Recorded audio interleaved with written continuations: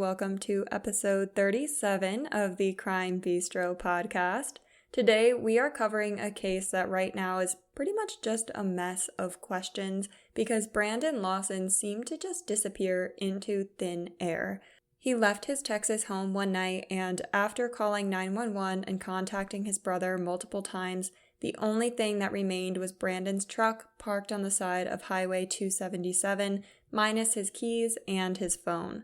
This case is extremely bizarre. It's really eerie, super confusing, and much more.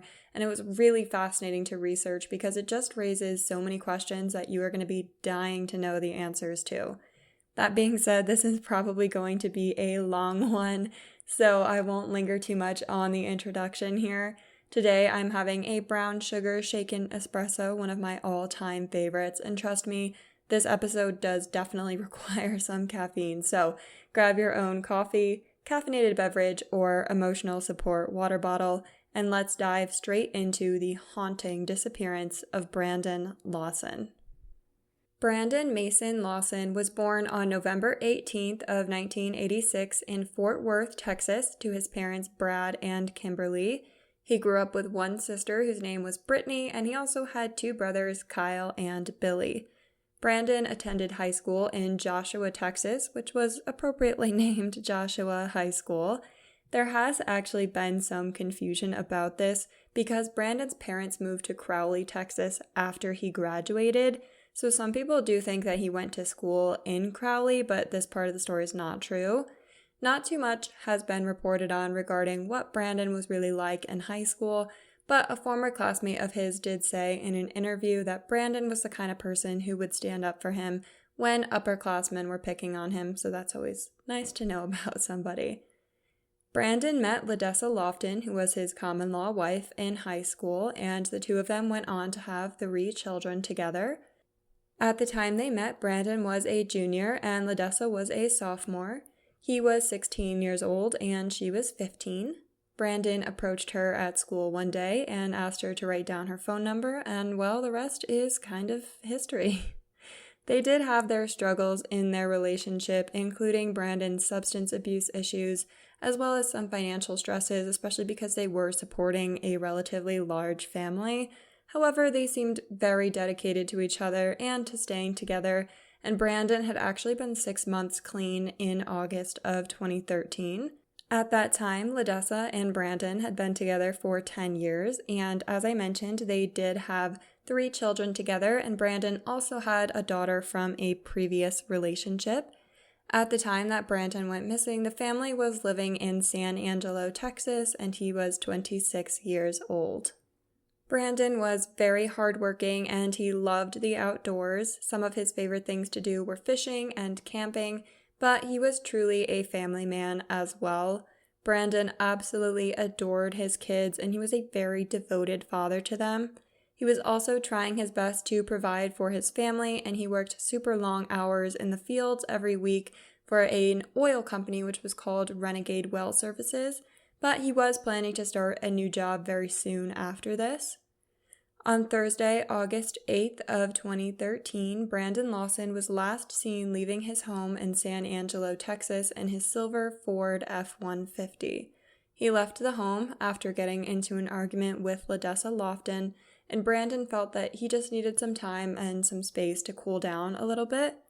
The two had gotten into a squabble because of the stress of Brandon's 60-plus hour work weeks, accompanied with the 3 small children that they were raising. Their youngest son was only a few months old, which can be extremely stressful. I cannot even imagine how this would have been for both of them. Ladessa was also really upset because Brandon actually had not come home the night before, and this led her to fear that he might have relapsed. Now, I think that this is such a good boundary to establish in relationships, but Brandon and Ladessa had a policy that when things were getting a little bit too heated, they would either go to separate rooms or one of them would just leave altogether so that they could gather their thoughts properly and have a calm conversation about it later. So Brandon decided that it would be best if he called his father and let him know that he was going to be coming over. Brad Lawson picked up the phone, and at the time, he was living about 3 hours away from Brandon in a town called Crowley, Texas. He did try to discourage Brandon from making such a long drive that late at night, but Brandon insisted. Brandon made this call to his father at about 11:30 p.m. and he would leave his home to start the drive at approximately 11:53. However, something along the way went very, very wrong. Brandon ended up calling his brother Kyle for help after he had run out of gas on Highway 277 near Bront, Texas. He made this call at approximately 12:39 a.m., which would make this the next day, Friday, August 9th. Kyle was with his girlfriend at the time, a woman named Audrey, and the two of them called Ladessa to let her know that Brandon had run out of gas and that he would need their gas can from their house. Ladessa did answer the phone, and she told Kyle that she was going to leave the gas can out on the porch for them and that she was going to go and take a shower and just go right to bed. So Kyle did go and collect this gas can, but he ran up against a pretty big issue when he realized that his check had not cleared yet in his bank account. This meant that he didn't have any money to actually be able to fill up the gas can with. However, he was really determined to be able to help his brother, so Kyle figured that he would just go and meet Brandon on the highway and that they would be able to drive together to the Stripes Convenient Mart in Bront. Brandon would be able to pay and fill the gas can there, and then they would just drive right back to Brandon's truck. He could fill the tank, and Kyle and Audrey could be on their way home. But however well thought out this plan might have been, and even though Kyle had really good intentions, this would never actually come to be. Following the phone call where Brandon had asked Kyle for help, something had happened and Brandon made a call to 911 at 12:50 a.m. Now, there are many, many different versions of this 911 call. Some of the audio has been slowed down and changed, and certain areas have been enhanced. But I'm just going to play you the original call so that you can hear for yourself what the dispatcher was hearing. 9/2013, 0:50 and 38 seconds. 911 emergency. Yes, I'm in the middle of the field. The tech was just pushed some guys over. Right here going towards Javelin on both sides. My truck ran out of gas. There's one car here. You guys take the bitch to the woods. Quick burn. Okay, now run that Right. right. We're not talking to them. Hi, sure, you're in into them. Ah, you ran into him. Okay. That's the first guy. You need an ambulance? Yes, no, I need the call. Okay. Is anybody hurt? Hello? Hello? So as you can hear in this call, there's really not a lot of things that can actually be understood in terms of what Brandon was saying. So people have come up with a lot of their own theories about what is exactly said here. I don't want to add to the speculation on these points, so I'm just going to stick with what most people agree on regarding this call. Brandon does seem to mention that he came up upon somebody else. He's obviously stuttering and some words do sound like they're being squished together, but honestly the main thing to note about this call is that Brandon sounds legitimately terrified, and I think that that's what we should be taking away from it. Something clearly happened, something that scared him enough to make the call in the first place, and it definitely wasn't just that he ran out of gas. Now, this call obviously does bring up a lot more questions than it does answers. A huge question mark in this case is the fact that this call was not reported by the dispatcher as a distress call. This is a really big sticking point in this case. So the only thing that was actually relayed to the sheriff's office was that there was a motorist who ran out of gas on the side of Highway 277. I know that that sounds really bad, but hear me out for a second. What isn't often reported alongside this point is that the 911 calls in Coke County weren't exactly going to a professional dispatch office as they're generally pictured to be. This call was answered by a staff member at the local nursing home in Robert Lee. So once the call was answered, they then called the sheriff's office dispatcher. On the night that Brandon went missing, the dispatcher was only told that there was a stranded motorist who ran out of gas on Highway 277. Obviously, this person was not well trained or experienced in answering 911 calls, and as you can tell, it's a very hard call to understand. With that being said, I almost want to just give the full benefit of the doubt here and assume that whoever did talk to Brandon just genuinely didn't know that something was really wrong and also genuinely didn't know what to do. Since this incident, all of the 911 calls have been rerouted to Tom Green County, so at least that much has changed, and the dispatchers do have to undergo actual training now. But isn't it so insane that in 2013, there were people answering 911 calls with literally no training? Like, thank God they did something about that, but still, yikes. Another thing to note about this 911 call is that the version that we have that's been released to the public is more than likely edited. You don't hear the dispatcher actually ask for Brandon's name in the call, which is a pretty clear sign, and I understand that this probably seems really sketchy if you take it at face value. However, it is actually really common for police to only release portions of a 911 call to the public, and this is to protect their own investigation, so this point doesn't really rise to the level of concern that some people have expressed, in my opinion. But it wasn't only Brandon's call that came in that night, and a witness who was passing by, who was a trucker, also called 911 to report that Brandon's truck was parked crooked on the side of the road and that it was posing a hazard to other drivers. This call came in approximately 8 minutes after Brandon's at about 12:58 a.m. So be careful with the reporting on this one because some sources do say that the front side of the truck was protruding out into the road.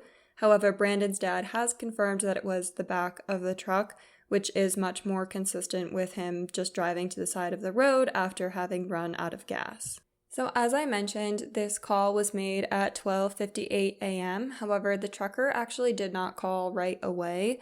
He had to swerve to avoid Brandon's truck, and then he stops in at a Stripes, which was in the town of Bront, to fill up his gas tank. At the gas station, he told the store clerk what he had seen, and then the store clerk told him that he should probably call the police just so that nobody else ended up hitting that truck. So other than being just another witness to support the fact that the truck was parked strangely and seemingly abandoned, this truck driver really didn't have any valuable information. To him, this was just something that he saw in passing, and he obviously did not realize the gravity of what he had come across that night.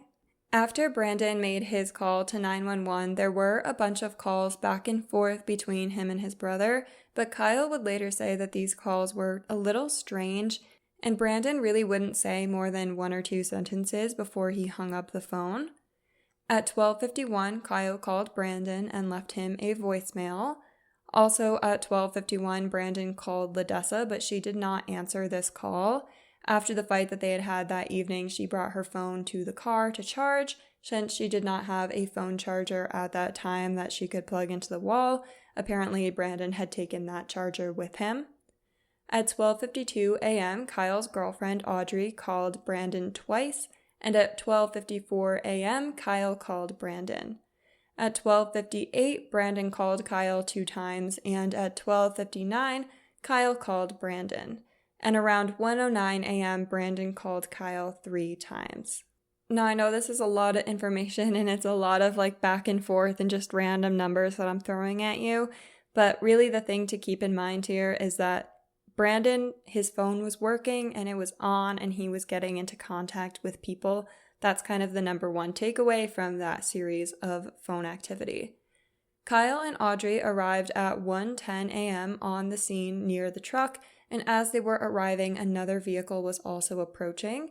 This was a sheriff deputy's car, and the deputy inside of it was named Deputy Neal. At the scene, there was no sign of Brandon, even though his truck was there. The truck had no visible damage, and it did appear that Brandon had taken his keys and his cell phone with him. Another thing to mention here is that Brandon's gas tank was actually empty, so this wasn't a ploy or anything like that. This was obviously fairly concerning for the two of them, but they didn't have a lot of information about the specifics of the 911 call. And it's been reported that neither of them knew that Brandon had been asking for police on the phone, and they also didn't know that he had said, "Please hurry," on the phone. The deputy and Kyle had a pretty brief conversation. The deputy asked Kyle if he had been the one to make the 911 call about the vehicle parked in a hazardous place on the road, and Kyle said that the truck was his brother's and that his brother must have stepped away. Kyle then said that he would just go ahead and put some gas into the truck and that his brother would come and retrieve it soon. Brandon called Kyle 2 times at 1:15 a.m., and these 2 calls would be the last ones that Brandon made from his phone. The coverage was going in and out, and it was really difficult to make anything out during these calls, but of the few words that could be understood, they did include the phrase, quote, "I'm in the field." And I do want to say, I don't know if it was Kyle or if it was Audrey that answered these calls, but Sheriff McCutcheon would later tell the press that Kyle told him Audrey was the one on the phone with Brandon while Kyle was talking to the deputy. It's been reported that Audrey heard Brandon say that he was hiding in the bushes and that he was bleeding, but reports can be pretty conflicting on the details of these calls, and he was obviously really difficult to understand on the phone that night, so keep in mind that I'm not 100% certain on that detail particularly.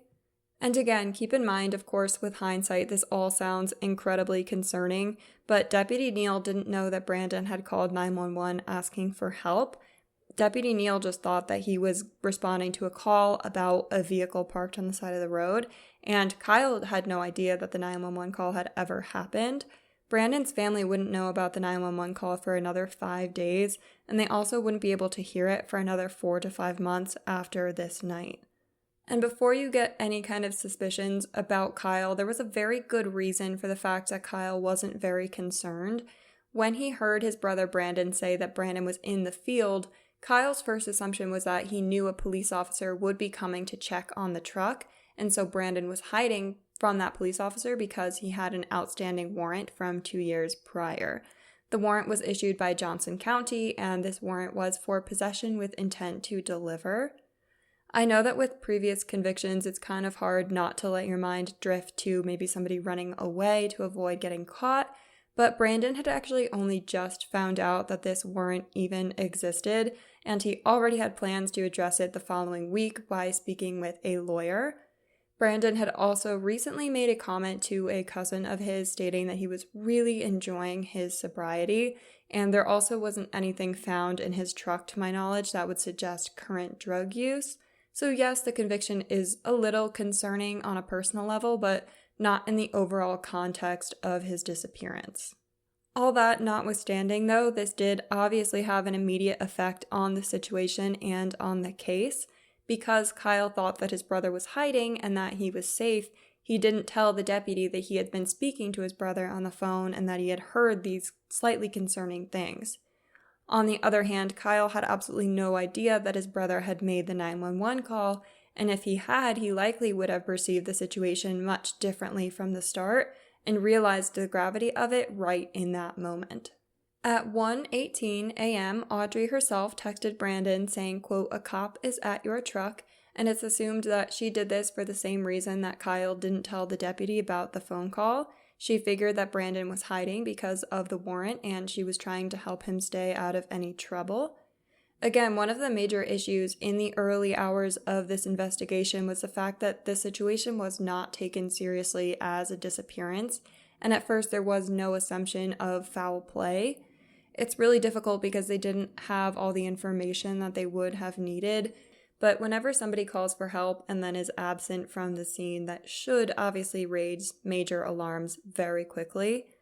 At 1:19 a.m., however, all of the calls made to Brandon's phone started going straight to voicemail, and this was really the first sign that there might have been something seriously wrong.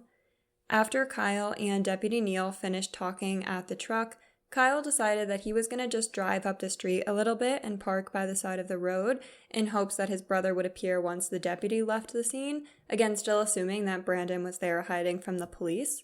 He did wait for about 30 to 45 minutes, but he also had his young son in the car with him at the time, so he couldn't really stay too much longer than that, and he decided to just make his way back to San Angelo, Texas. Kyle did return back to the scene later that morning, August 9th, at around 5 a.m., and he called for Brandon but saw no sign of his brother, and the county had Brandon's truck towed at about 8 o'clock that morning. The same day, which was still that Friday, Ledessa did make her way down to Bront, very near where the truck was found, and she stayed in a hotel for that night. On Saturday, she gathered some family members for a small-scale search, So at this point, we do start to see some more serious concern for Brandon's safety, and it's starting to become abundantly clear that something happened. On August 11th, a small private search team gathered at around 8 o'clock in the morning, and they ended their search around noon, having found no signs of Brandon. The report from this search states, quote, "The only sign of anyone being in that area was a spot under a tree where it appeared that someone sat down close to the roadway within eyesight of where Lawson's pickup broke down." The Texas Rangers would join the investigation on August 12th because this case was starting to span across several jurisdictions and because they would have access to resources that could significantly aid in the search for Brandon. It was the Rangers who, strangely enough, came to the conclusion that Brandon was no longer in Coke County, though no one's really sure where they got that idea from. Brandon would be officially reported missing by Lawson on August 13th of 2013. During the searches, lots of different technologies and methods were used to try and find a sign of Brandon. This included aerial searches, thermal imaging, and ground search parties, all in the area around Brant, Texas, the closest town to where Brandon's truck was left. In total, there would be 4 aerial searches, as well as a grid search on foot in the weeks following his disappearance, and there were a lot of investigators focused on this case. Focused on Brandon specifically, there were a couple of Texas Rangers, deputies from Tom Green County, Coke County, the San Angelo Fire Department, DPS Highway Patrol, DPS Criminal Investigation, as well as a search and rescue tracker. The Sheriff McCutcheon, told the press, quote, "They covered about 3,000 acres. We only have one point where we know he was at. You can't search all of Coke County, it's a physical impossibility, and we have no idea if he went north, south, east, or west. We don't know if he got picked up by a truck driver. We don't know if a member of the family came out there and got him. We just don't know." Something else to consider about the search efforts is that there was some difficulty from the private landowners in the area. Obviously, this is frustrating, and it could have been a major difference maker earlier on in this case. We'll never know, but that land is privately owned, so it is really hard to say, like, oh, just jump the fence, because these searches can cause some disruptions to privately owned land. So it's really difficult for me to determine what I think should have been done about this from like a search perspective. I do want to add in a couple more details about the private landowners in terms of the search area and how they weren't allowed to extend the search to some of these people's land, because it's definitely relevant here, and this information is coming from Ledessa herself, so I am inclined to believe her. There are many different options in order to get landowners to approve a search on their land, one of which is a waiver, and to me that does sound like a good option. However, Ledessa has alleged that the police in Brant had encouraged the family not to speak to the landowners themselves and not to bother them about the search. At the same time, the family has approached these landowners, and the owners have told the family that they would only approve a search if law enforcement said that it was a good idea to proceed. So they're kind of stuck in this weird, like, in-between where neither party is going to approve a search, but that's based on the words of the other party. It is interesting, but keep in mind, Brant is a very small town. Only about 1,000 people lived there when Brandon went missing, and these towns often don't want to be the center of a negative press story, so that could be a contributing factor as to why the sheriff wasn't turning over every single leaf in this case, allegedly. In any case where somebody disappears, seemingly without a single trace and into thin air, there is like a weirdly eerie feeling surrounding the investigation. It's really hard to wrap your mind around the fact that somebody can be here 1 minute and then the next they've just vanished, and it's instinct for many people to just reach for any explanation, understandably. We don't want to imagine a case like this can't be solved because that's terrifying. So obviously many theories have come out in the years since Brandon has gone missing, and we are going to discuss those here. So one theory, as is pretty common with cases like this, is that Brandon orchestrated his own disappearance and that he did go willingly. This was the theory that police started to work with originally, which is part of the reason why it did take a few days for Brandon to be considered a missing person, and why there wasn't a ton of urgency in the beginning of the investigation. One of the major reasons that people believe this theory is that Brandon had recently cashed out his 401k. However, from what I've been able to come up with, this was just a rumor that started on the internet. Riley Crane, who was his supervisor at Renegade Well Services, said, quote, "I am not sure if that's right or not. I've heard some people say that, but I don't think he really did." The other reason that people think Brandon might have run is because of the outstanding warrant, but this doesn't really make sense either. The police knew where Brandon was. He wasn't exactly hiding, so if they wanted to arrest him, they would have had every chance in the last 2 years before he went missing, and he really was only waiting for a lawyer to actually address these charges. Brandon's father has also come forward and said that this charge was just not something that Brandon would have run from.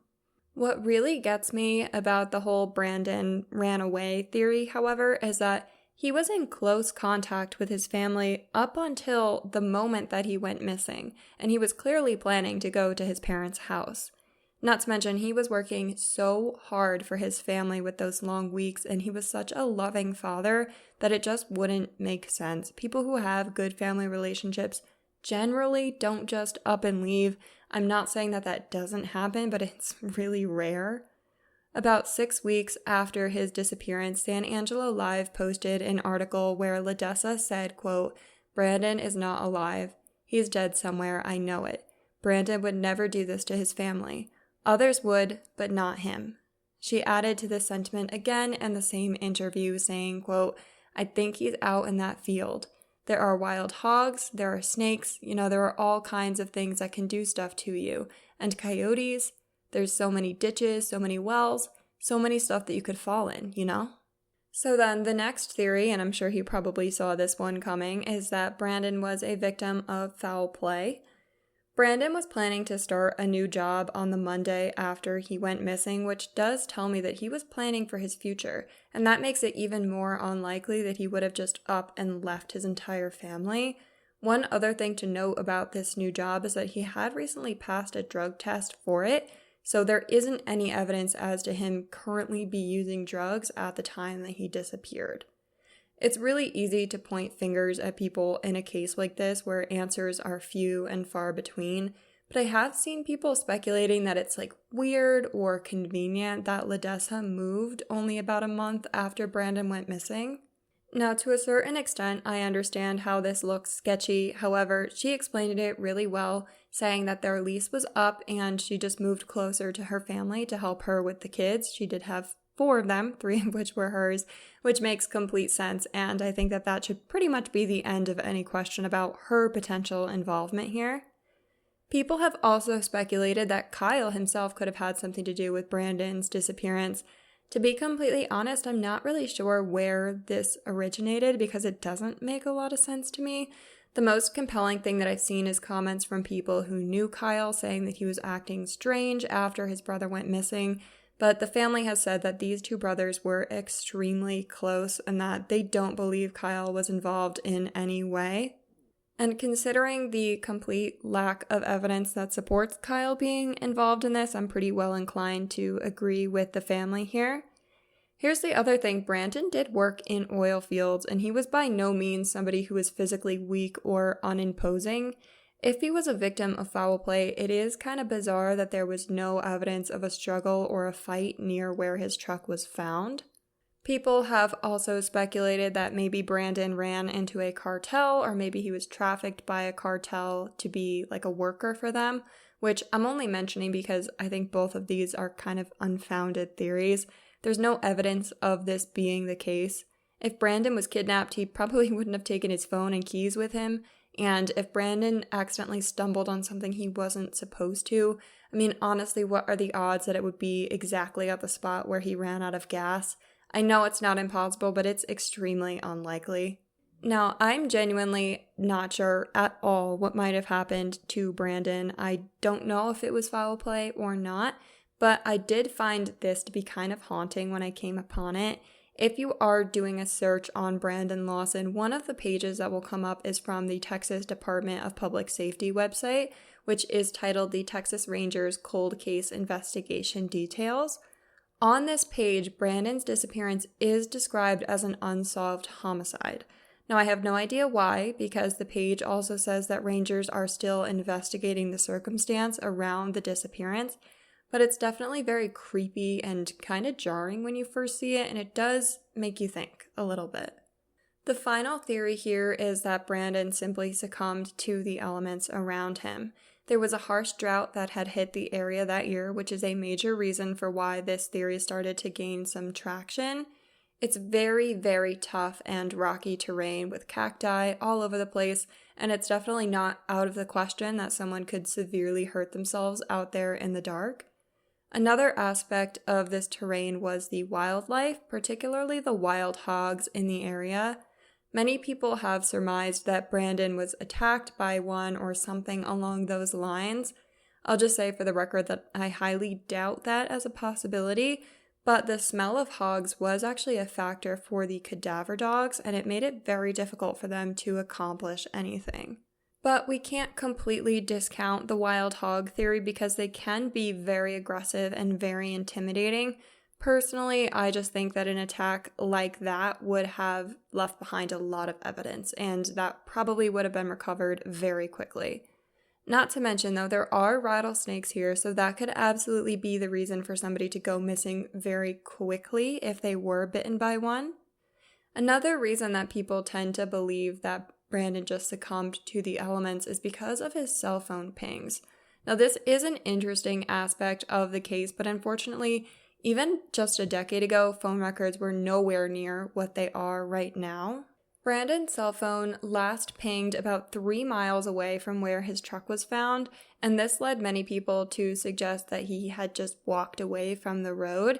However, at the time, the phone company was only keeping complete records for a couple of days, after which these records were going to be simplified into data that was a little bit easier to store.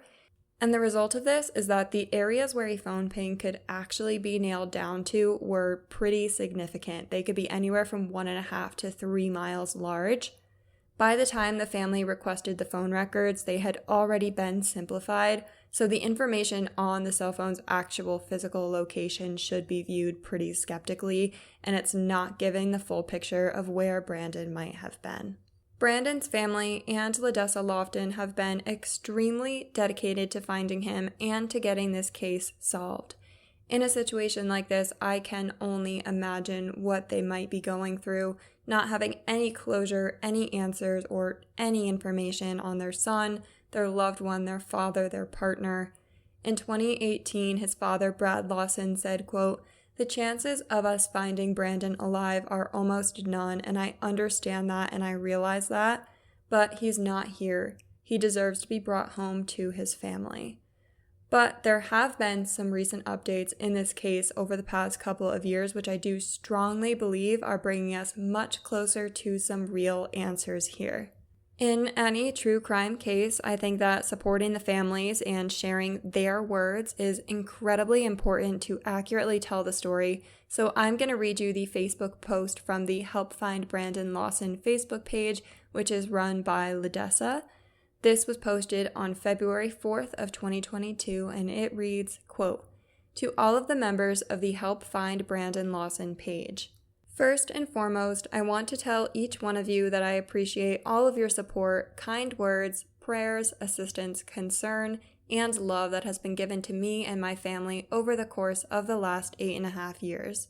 Being Brandon's partner in life and knowing him, I know that he would feel hallowed knowing that so many people took the time to share his story. It is deeply appreciated and has helped our family in so many ways find comfort. Answers are something that we have searched for, and today I'm sharing with you that we now have some of those answers.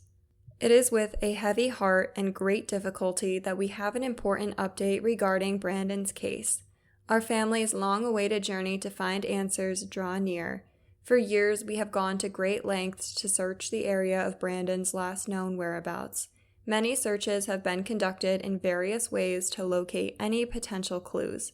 We have had a circle of supporters assisting us in locating Brandon throughout this process. Recently, one of those advocates led a small search party in the vicinity of Brandon's last known location. The search team came upon some clothing that were consistent with Brandon's clothing. Authorities and local law enforcement were contacted and were able to take the evidence in for testing.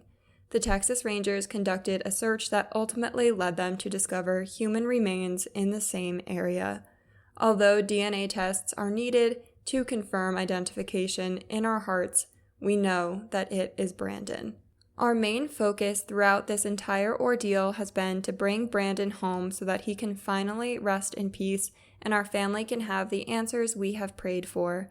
I know that many of you will have questions, but at this time we do not have those answers. We will keep everyone notified of all new developments. I ask that you please respect our family's privacy at this time while we wait for results. Brandon's parents, his children, his siblings, his family, and I thank you for your unwavering support over the years in helping to find Brandon. I, on behalf of our family, also want to express to Jason Watts, Dylan, Ryan, Paul, Chris, Melissa, Whitney, Josh, Amber, John, the private investigators and supporters that we appreciate all your dedication and tenacity throughout this entire journey. Lastly, Brandon will forever remain in the hearts of all who loved him. We are extremely grateful that we can lay him to rest and our family can have peace knowing he is home. Our love for Brandon will get us through what is yet to come. All our love, Ladessa and family. So as you just heard from this post, a search team that was led by Jason Watts, who was an advocate for the family and consisted of about 10 people, they found some shoes and shorts that they believed belonged to Brandon. As soon as these things were discovered, they contacted law enforcement who came to the scene and found evidence of human remains. Which I do want to take a second to commend. I watched a long interview with Jason Watts, who was the search leader, and he said that as soon as they found something, it was really important to him to protect the legal process and to respect the chain of custody, which is so amazing because he was able to completely preserve the integrity of the evidence so that it could be tested. But let's talk a little more about these private search efforts, just because it's so amazing to see people offering their own time and resources in order to help others in situations like this. And it's really nice to see people helping others find closure and answers. That's a really wonderful change for me as somebody who reports on true crime. Jason Watts, who was the main leader of these searches, said that there was a lot of thick vegetation, so much so that even in a drought like they experienced in 2013, it would have been really difficult to find anything in the search area. So Jason, considering the terrain and the fact that landowners did not want people searching on their land, decided along with Ladessa that drones could be a really good search option. So these drone searches started in March of 2020 since they did need to wait until the winter time so that all of the vegetation was dead and they would actually be able to see what they were looking at on the ground. For that same reason, they waited until October of 2020 to start these ground searches, and these were the first ground searches for Brandon in those 7 years since he had been missing. Taking into account everything that they knew about the case, as well as records obtained through the Freedom of Information Act, it was becoming pretty clear to searchers that most likely Brandon was on that land somewhere. So they continued to reach out to the landowners, somebody who owned land for hunting but didn't live there in particular, and this person was actually taken aback by the request, and he claims that he had never even heard of Brandon's case and had never been contacted by law enforcement. I don't know who this was or in which direction from the truck his land was. This has remained private, obviously just to protect his identity and his privacy. It was Saturday, January 15th of 2022 when the search of this property officially took place. It included a team of volunteers, some new and some who had been involved in those 2020 searches. This was a pretty cold day. It was about in the 30s in Texas, and the search team arrived in Brant at around 10 a.m. In the early afternoon, the search team went to cover a different area of the property, an area that was relatively untouched, and after only about 5 minutes of searching, a husband and wife found part of a shoe. This was a Nike Air Max. At the same time, someone else near the end of the search line found a pair of shorts. camouflage shorts, just like Brandon was wearing. Now, this was immediately flashing red flags to the people who were there, not only because it matched exactly what Brandon was wearing, but also because this was a relatively abandoned piece of property and there really wasn't any reason for there to be evidence of human activity there at all. As Jason Watts, the lead searcher, was trying to get cell service to make a call to law enforcement, he heard someone else yell that they had just found the other shoe. At that point, Jason Watts determined that it was time to get the searchers out of there and get law enforcement to the area so that there was no chance of then contaminating any of the evidence.